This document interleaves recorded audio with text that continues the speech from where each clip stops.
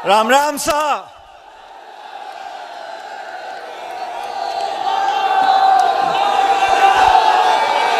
आज इस मारवाड़ की पवित्र धरती पर वीर तेजाजी जी की ऐतिहासिक मिट्टी में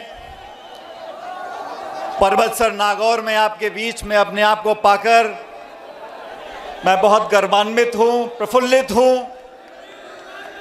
हमारे पर्वतसर के विधायक, नौजवान साथी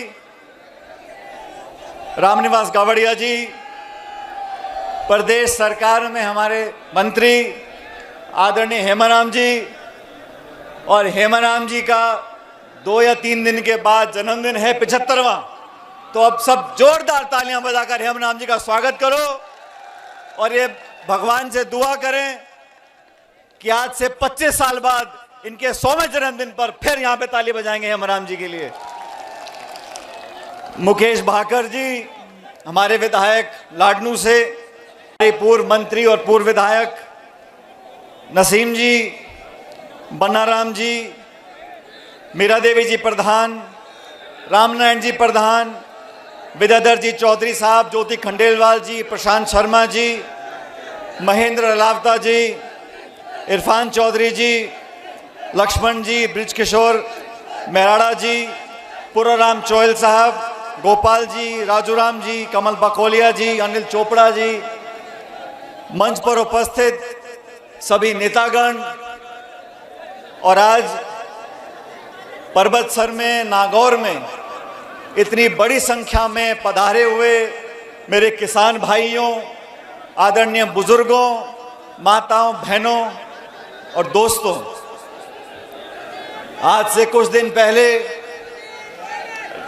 रामनिवास जी जयपुर में मुझसे मिलने आए थे और इन्होंने कहा कि मेरे क्षेत्र में, नागौर में, हम सब किसान भाई मिलकर एक संदेश देना चाहते हैं, एक संकल्प लेना चाहते हैं और एक किसान सम्मेलन का आयोजन हम करना चाहते हैं। मुझे खुशी है कि आप लोगों ने जिस आशीर्वाद से, जिस प्यार से, जिस लाड से इस रामनिवास मेरे छोटे भाई को आपने विधायक बनाया। ये रामनिवास जी जब जयपुर में यूनिवर्सिटी में पढ़ते थे, सुनो शांति से मेरी बात को सुनो, रामनिवास जी जयपुर में पढ़ते थे यूनिवर्सिटी में, तो ये मेरे पास, उस समय मैं प्रदेश का अध्यक्ष था, तो यूनिवर्सिटी में इन्होंने NSUI से अध्यक्ष पद का टिकट मुझसे मांगा था और मेरा मन था कि इनको यूनिवर्सिटी में अध्यक्ष पद का मैं टिकट दूं NSUI का, लेकिन परिस्थिति ऐसी बनी कि इनको हम यूनिवर्सिटी का टिकट नहीं दे पाए। लेकिन 2018 के विधानसभा चुनाव आए और मैंने दिल्ली में जाकर राहुल गांधी जी को बोला, सोनिया गांधी जी को बोला, मैंने कहा हमारे को, कांग्रेस पार्टी को, नौजवानों को ताकत देनी चाहिए। और उस समय मैंने मुकेश जी और रामनिवास जी को मैंने कहा, रामनिवास मैं तुम्हें यूनिवर्सिटी का टिकट तो दे नहीं पाया, मैं तुझे MLA का टिकट दूंगा। और मैं धन्यवाद करना चाहता हूं आप लोगों का कि आप लोगों ने भारी बहुमत से रामनिवास जी को विधायक बनाया। पिछले 4 सालों से मैं खुद इस बात का गवाह हूं कि रामनिवास जी ने ऐसा कोई मंत्रालय नहीं छोड़ा, सचिवालय का कोई कमरा नहीं छोड़ा, अपने क्षेत्र को विकसित करने के लिए योजनाएं, बजट, पैसा, विकास का, सड़क का, स्कूल का, अस्पताल का, बिजली का, जो काम हो सकता था उन्होंने कराया। जब मैं सरकार का हिस्सा था तो उन्होंने मुझे कहा था कि मेरे विधानसभा क्षेत्र में हमें आधी दर्जन पंचायतें और बनानी है। उस समय नया परिसीमन हुआ और मुझे खुशी है कि पर्वतसर में नई 6 पंचायतों का निर्माण हम लोग कर सके रामनिवास जी के संघर्ष के कारण। साथियों, आज हम इस सभा में मौजूद हैं और बड़ी संख्या में मेरी माताएं बहनें बैठी हैं। मैं आपका कायल हूं कि आप आज इस सभा में मौजूद हैं। आज देश के सामने, प्रदेश के सामने बहुत से गंभीर सवाल उठे। आप जानते हो इस देश में 2/3 आबादी जमीन पर, कृषि पर निर्भर है और किसानों की व्यवस्था को बेहतर बनाने का वादा बीजेपी ने केंद्र में सरकार बनाने से पहले किया था। आज लगभग 8.5 साल पूरे हो गए भाजपा की सरकार दिल्ली में बनी है और किसान के जो हालात हुए हैं, ये वो सरकार है जिसने सरकार बनने से पहले कहा था कि हम किसान की आमदनी दुगनी करेंगे। मैं पूछना चाहता हूं नरेंद्र मोदी जी से, मैं पूछना चाहता हूं दिल्ली की सरकार से, आपने किस किसान की आमदनी दुगनी करी है? आज किसान परेशान है। आज खाद, बिजली, पानी सारी कीमतें बढ़ गई, महंगाई आसमान छू रही है। आपने किसान की मदद करने की जगह उस पर प्रहार किया और दिल्ली में 3 ऐसे कानून बनाने की कोशिश करी जिससे किसान की कमर टूट जाती। वो तो धन्य इस देश का किसान जिन्होंने महीनों तक, साल भर तक धरना दिया दिल्ली की राजधानी में बैठकर और केंद्र की सरकार को मजबूर किया। वो तीनों काले कृषि कानून उनको वापस लेने पड़े और देश से माफी मांगनी पड़ी। जब ये कानून बने थे पूरे प्रदेश में हम और आपने मिलकर सभाएं करी थी और केंद्र की सरकार को चुनौती दी थी। अगर किसान संगठित हो जाता है तो दुनिया की हर ताकत को हमारे सामने झुकना पड़ेगा। और किसान सम्मेलन कर कर हमें संदेश देना चाहते हैं कि जो समाज, जो बिरादरी, जो लोग कृषि में किसानी करते हैं उसमें जात पात के बंधन टूट जाते हैं। मंच पर बैठा सोच रहा था कि रिश्ते कैसे अपने आप बनते चले जाते हैं।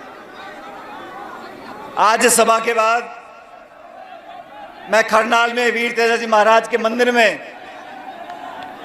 आशीर्वाद लेने के लिए, माथा झुकाने के लिए जा रहा हूं और मैं याद कर रहा था आज से 12 साल पहले जब मैं केंद्र की सरकार में मंत्री था, तब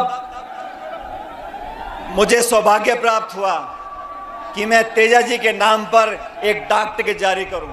खरनाल के मेले में 2010 की बात है, शायद भारत सरकार के माध्यम से मुझे सौभाग्य प्राप्त हुआ।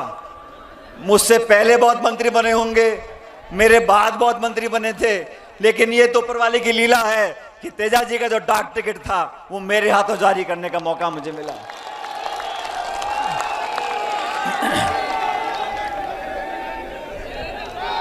साथियों, देश में आज से 9 साल पहले जो भारत की जनता पे कर्जा था वो 56 लाख करोड़ का था। भारत में, देश में 9 साल पहले जनता पे जो कर्ज का बोझ था वो 56 लाख करोड़ था। आज वो कर्जा 1.5 लाख करोड़ का हो गया। 1.5 लाख करोड़ का कर्जा जनता के ऊपर है। वो लोग जो बात करते हैं आम आदमी की, किसान की, उद्योग की, निवेश की, रोजगार की, आर्थिक प्रगति की, आज इस सम्मेलन के माध्यम से उसने पूछना चाहता हूं उन लोगों से कि आप सत्ता में काबिज हुए, अर्थव्यवस्था चौपट हो गई, नोटबंदी आपने कर दी, जीएसटी थोप दिया, महंगाई आसमान छू रही है, बेरोजगारी के रिकॉर्ड टूट रहे हैं और आपने जो कानून बनाए, जमीन अधिग्रहण के खिलाफ आपने कानून बनाने की कोशिश करी, आपको वापस लेना पड़ा। किसानों के खिलाफ आपने 3 कृषि कानून बनाए, आपको वापस लेने पड़े। और फिर आपने क्या किया? क्योंकि हम सब नागौर में हैं, ये वो जमीन, वो धरती है जहां के बच्चे, जहां के बेटे वर्दी पहनकर हमारे देश की सीमा की रक्षा करते हैं। सरहद पर खड़े होकर गोली खाने का जिनमें जज्बा है वो राजस्थान, मारवाड़, नागौर के बच्चे वहां जाते हैं। केंद्र की सरकार ने क्या किया? एक नई योजना बना दी, अग्निवीर की योजना। यह अग्निवीर की योजना क्या है? जो पहले बच्चा भर्ती होता था, मेहनत कर कर फौज में अपना नाम रोशन करता था, अब इन्होंने कहा कि तुम भर्ती हो गए तो 4 साल में आपकी छुट्टी कर देंगे। ये भर्ती प्रणाली के साथ ये धोखा है। और मैं समझता हूं अग्निवीर जैसे ही योजना बनाने वाले वो लोग हैं जो जानते नहीं कि जो बात हेमाराम जी बोल रहे थे, जय जवान और जय किसान, कौन से उद्योगपति के बच्चे जाके फौज में भर्ती होते हैं? किसान का बच्चा जाके फौज में भर्ती होता है। मेहनत करते हैं, सालों तक परिश्रम करते हैं, परीक्षा में पास होते हैं, फिजिकल टेस्ट में पास होते हैं और फिर जाके वो भर्ती होते हैं। तो केंद्र में बैठे लोगों को ना तो जमीनी हालात का पता है और ना लोगों के जज्बात को उनको मालूम है। धर्म के नाम पर, जाति के नाम पर, भाषा के नाम पर, प्रांत के नाम पर लोगों में विभाजन कर कर वोट लेना जानते हैं। लेकिन हम सब लोग अगर संकल्प लेंगे, मुझे पूरा विश्वास है आने वाले समय में आपका संपूर्ण आशीर्वाद हम लोगों को मिलेगा। आज इस देश में जो हालात बन गए, जो लोग पहले अमीर थे वो इतने अमीर बन गए और जो लोग गरीब थे वो और गरीब हो गए। जब मनमोहन सिंह जी की सरकार दिल्ली में थी साथियों, 10 साल के कार्यकाल में 14 करोड़ लोगों को गरीबी रेखा से ऊपर उठाया था। 14 करोड़ लोगों को गरीबी रेखा से ऊपर उठाया था। आज के हालात क्या हैं? देश की 10% लोगों के पास, देश के 10% लोगों के पास इस भारत की 2/3 संपत्ति है। 66% संपत्ति इस पूरे भारतवर्ष की 10% लोगों के हाथों में चली गई। इस देश में हवाई अड्डे, रेलवे लाइन, बिजली कंपनी, बीमा कंपनी, जो बड़े पोर्ट थे, खान थे, उन सबको नीलाम करके चंद लोगों के हाथों में दिया जा रहा है। और सबसे ज्यादा चोट किसको लगती है? हमारे किसान कौम को लगती है। और मैं ऐसा मानता हूं साथियों, जाति, बिरादरी, धर्म, भाषा, प्रांत, इन सबको, इस सबके जहर को अगर कोई तोड़ सकता है तो 2 बातें तोड़ सकती हैं। पहली जवानी और दूसरी किसानी। ये देश में, राजस्थान में 70% जनता 35-40 साल से कम है और जवान की कोई जाति नहीं होती। उसको भविष्य की चिंता है, उसमें देशभक्ति के भाव हैं, वो सबको साथ लेकर चलना चाहता है। और किसान जो धरती माँ का पेट फाड़ कर अनाज पैदा करता है, पूरे देश का पेट पालता है, उसी को जाति नहीं है। हम मंडी में जाके खड़े हो जाएं और गेहूं बाजरा हाथ में ले लें, हमको नहीं पता ये गेहूं किसने पैदा किया है, वो किस बिरादरी, किस समाज का, किस जाति का है। जो अनाज पैदा करता है वो किसान है। इसलिए साथियों, इस जहर को खत्म करने के लिए हम लोगों को एकत्रित होना होगा, संगठित होना होगा। नौजवानों का भविष्य इस देश के लिए बहुत महत्वपूर्ण है और नौजवानों के लिए हमने हमेशा संघर्ष किया है। जब मैं प्रदेश कांग्रेस कमेटी का अध्यक्ष था, हमने भाजपा की सरकार को बहुत चुनौती दी और मैं बीजेपी के साथियों से पूछना चाहता हूं, आप लगातार प्रदेश में मीटिंगें कर रहे हो, आप कहते हो हम जन आक्रोश की मीटिंग कर रहे हैं। अरे आंख खोल के देख लो, जनता यहां बैठी है, तुम अकेले आक्रोश करते रहो। ये सब लोग झूठे सपने दिखाकर, पाखंड कर कर, भावना को भड़काकर, मंदिर के नाम पर, मस्जिद के नाम पर, भगवान के नाम पर वोट लेना जानते हैं। अपने आप को बहुत बड़े राम भक्त बुलाते हैं। मैं उनसे पूछना चाहता हूं, आप इतने राम भक्त इतने बड़े हैं, सबसे ज्यादा राम राम सा तो मैं बोलता हूं। ये सब लोग इस उम्मीद में बैठे हैं कि हम प्रचार करेंगे, बड़ी बड़ी घोषणाएं करेंगे, सपने दिखाएंगे, लेकिन काठ की हांडी बार बार नहीं चढ़ती। आपने लोगों को भ्रमित किया, हिंदू मुसलमान, राम और भगवान और मस्जिद, हिंदुस्तान पाकिस्तान। आप भाजपा के साथियों से पूछो कि भाई गैस का सिलेंडर 1200 रुपए का क्यों बिक रहा है, पेट्रोल डीजल देसी घी से महंगा क्यों हो गया? कहते हिंदुस्तान पाकिस्तान, हिंदू और मुसलमान।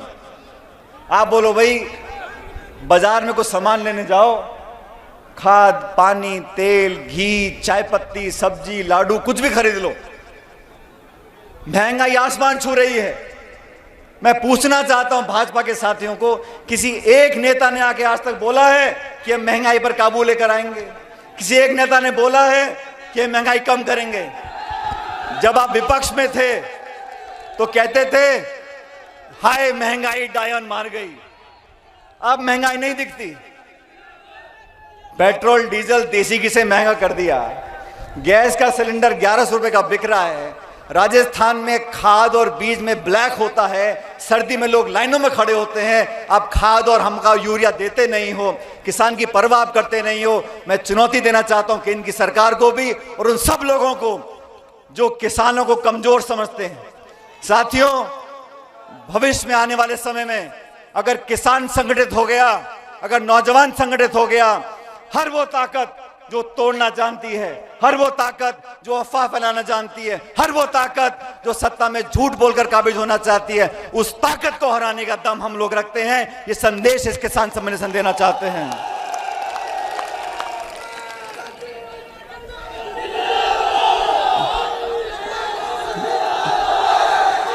किसान के नाम पर राजनीति सब करते हैं, लेकिन किसानों के हालात आज क्या हैं? केंद्र की सरकार को 9 साल होने आए। अगर कोई बहुत बड़ा उद्योगपति है, करोड़पति है, उसकी तुलना आप छोटे किसान से करो। जो किसान 2 बीघे में खेती करता है, जो किसान 2-3 बीघे में खेती करता है, उसको अगर एक ट्रैक्टर खरीदना है, उसको अगर एक बोरिंग करवानी है, उसको अगर एक गाय या भैंस खरीदने के लिए 50,000 रुपए का बैंक से कर्जा चाहिए, तो वो भला आदमी बैंक के 10 चक्कर काटेगा। फिर उसको प्रमाण पत्र चाहिए, फिर उसको दस्तखत चाहिए, फिर उसको क्या गिरवी रखोगे, और 15 चक्कर काटने के बाद 50,000 का अगर कर्जा किसान को मिलता है तो बीच में उसको 10,000 रुपए की कमीशन देनी पड़ती है, और फिर जाके उसको कर्जा मिलता है। और कोई बहुत बड़ा खरबपति हो, एक बैंक में फोन कर दे तो बैंक का मैनेजर पैदल भागता हुआ जाके चेक दे के आता है उसको। ये व्यवस्था बदलनी पड़ेगी, व्यवस्था बदलनी पड़ेगी। इस देश का किसान जो पूरी भारतवर्ष की जनता का 130 करोड़ लोगों का पेट पालता है, उसको आज भी दर दर भटकना पड़ता है। हमारी माताएं बहनें बैठी हैं, आज 70-75 साल हो गए, आज भी पानी लाने के लिए हमको कई किलोमीटर चलना पड़ता है। आज भी छोटे मोटे काम कराने के लिए हमको माथे रगड़ने पड़ते हैं, नाक रगड़नी पड़ती है। इस व्यवस्था को बदलना है, और व्यवस्था को वही लोग बदल सकते हैं जिनमें संघर्ष करने की शक्ति और ताकत है। जो नौजवान आपके साथ खड़े रहे हैं, हमारा छोटा भाई रामनिवास जी ने मुझे कहा, पायलट साहब मैं किसान सम्मेलन करना चाहता हूं।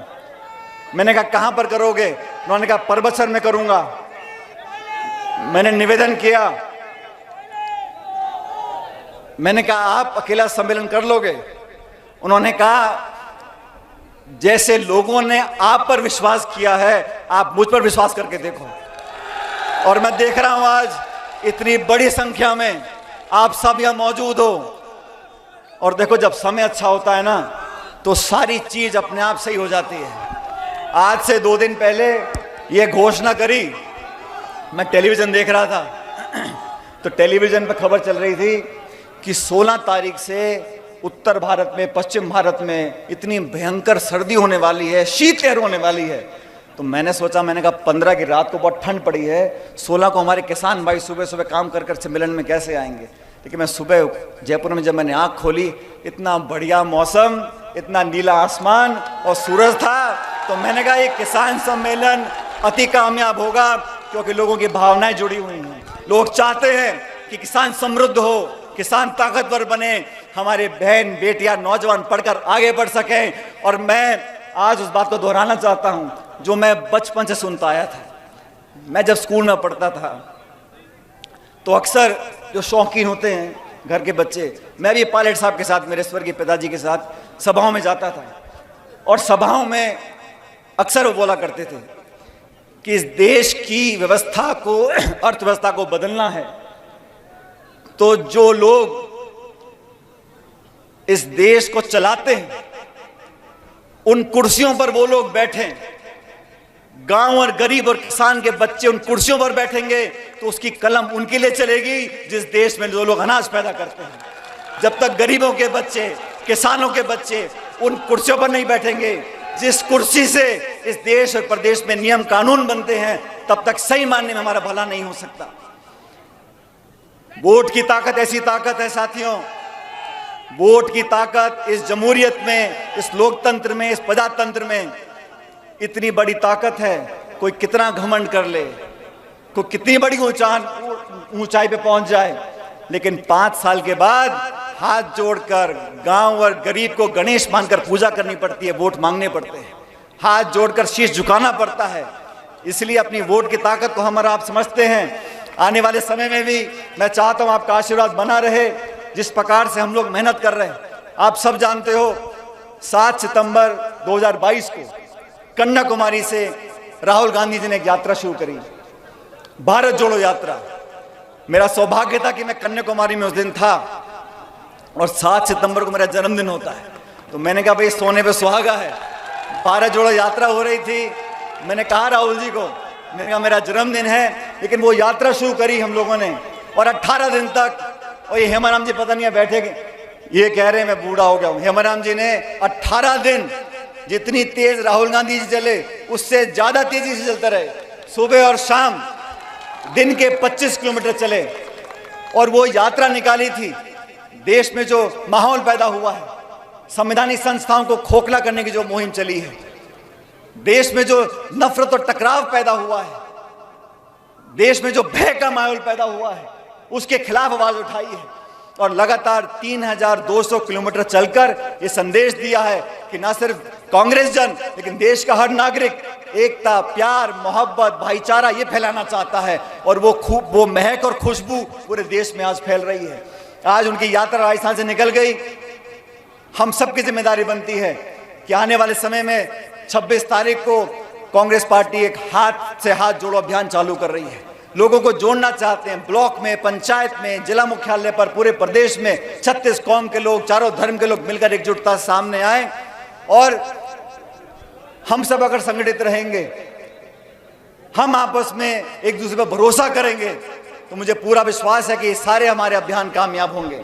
नौजवानों के भविष्य की चिंता हम सब लोगों को है और मैं सच बताता हूं, जब मैं अखबार में खबर पढ़ता हूं, देखता हूं कि हमारे प्रदेश में कभी पेपर लीक हो गए, कभी परीक्षा कैंसिल हो गई, तो मन आहत होता है, मन में पीड़ा होती है कि लाखों लाख बच्चे और गांव में एक नौजवान अगर परीक्षा की तैयारी करता है, उसके माता पिता को, उसके परिवार को कितनी यातनाएं, कितनी पीड़ा, कितनी मुश्किलों का सामना करना पड़ता है। कहां से वो ट्यूशन के पैसे लाता है, किताबों के पैसे लाता है, दिन रात मेहनत करता है और विपरीत परिस्थितियों में पढ़ाई और परीक्षा की तैयारी करता है। जब ऐसा प्रकरण सामने आता है तो सच में मन बहुत आहत होता है। मैं उम्मीद करता हूं कि आने वाले समय में ये जो छोटी मोटी दलाली करते हैं, बजाय इनके जो सरगना हैं, जो उस प्रकार के काम को होने देते हैं, उनको पकड़ना चाहिए। क्योंकि इस देश का नौजवान अगर सही रास्ते पर नहीं चलेगा, उसको उसकी मेहनत का फल नहीं मिलेगा, उसके विश्वास में कमी आ जाएगी, तो हमारे समाज के लिए, हमारे प्रदेश के लिए, हमारे देश के लिए अच्छा संकेत नहीं है। मैं आप लोगों से सिर्फ इतना निवेदन करना चाहता हूं साथियों, किसानों को इकट्ठा करने के लिए, नौजवानों में वो विश्वास कायम करने के लिए, वसुंधरा जी की सरकार थी राजस्थान में 5 साल, 163 विधायक थे, कांग्रेस के रह गए 21। प्रदेश कांग्रेस का मैं अध्यक्ष बना और उन 5 सालों में मेरी कोशिश रही कि हर कार्यकर्ता तक हम पहुंच सकें, हर सीमा को लांघ सकें, हर खाई को टाप सकें, लोगों के दिलों से जुड़ सके। अगर मैं किसी के खुशी में ना शामिल हो सकूं तो उसके दुख के मोमेंट में, उसके दुख की घड़ी में पहुंच सकूं। और मैं धन्यवाद देना चाहता हूं परबसर के लोगों को, नागौर के लोगों को कि इस पूरे जिले में हम सब के आवेदन से, सबकी मेहनत से इस नागौर जिले में एक तरफा जीत आपने कांग्रेस पार्टी की कराई थी। उन 5 सालों में हमने पदयात्राएं करी, हमने घेराव किया, हमने धरने दिए, हमने मुकेश भाकर जी ने, रामनिवास जी ने, हमने लाठियां खाई, जेलों में गए और मैंने तो मुख्यमंत्री का जो क्षेत्र है वहां पर एक किसान न्याय यात्रा निकाली थी, 12 से झालावाड़ 100 किलोमीटर की। और किसान न्याय या तो यूं निकाली थी कि ना तो किसान को मुआवजा मिल पा रहा था, ना किसान की मदद हो पा रही थी, और मेरी यात्रा निकालने के बाद वसुंधरा जी को हमारी बातों को मानना पड़ा था। इसलिए आप सबके साथ संघर्ष हमने किया, आपने पूरा आशीर्वाद हम लोगों को दिया। अब 11 महीने के बाद दोबारा चुनाव आ रहे हैं। मैं चाहता हूं कि आप लोगों का जो प्रेम और प्यार और आशीर्वाद है वो पहले की तरह बरकरार रखना। और मैं बार बार बोलता हूं, रामनिवास गावड़िया जी मेरे साथी नहीं है, मेरे छोटे भाई हैं। अगर आपको मुझे ताकत देनी है तो रामनिवास जी को ताकत देनी है। ये नौजवान एक साहसी नौजवान है। और सुनो, और राजनीति में बहुत तरह के नेता हैं। राजनीति में जितने दल उतने नेता, जितने जिले उतने नेता, लेकिन वो नेता, वो जनप्रतिनिधि जो अपनी जबान का पक्का हो, ऐसे लोगों की पहचान करनी है जो अपनी बात का पक्का हो, जो आपसे झूठ ना बोलता हो। और मुझे फक्र के साथ कहते हुए ये गर्व महसूस करता हूं कि रामनिवास गावड़िया ऐसा नौजवान है जो अपनी बात का पक्का है, अपनी जबान का पक्का है। इसलिए ये जाति बिरादरी के चंगुल से बाहर निकलकर 36 कौम के हम सब लोग अगर इकट्ठे हो जाएंगे तो मुझे लगता है आने वाला समय हमारा और आपका है। अभी केंद्र की सरकार बहुत सारे वादे करती है, लेकिन मैं इस किसान सम्मेलन से, साथियों, मैं इस किसान सम्मेलन से आपके सामने एक बात रखना चाहता हूं। ये 3 कृषि कानून वापस ले लिए, केंद्र सरकार ने माफी मांग ली, लेकिन आज तक भी एमएसपी पर कानून नहीं बनाया।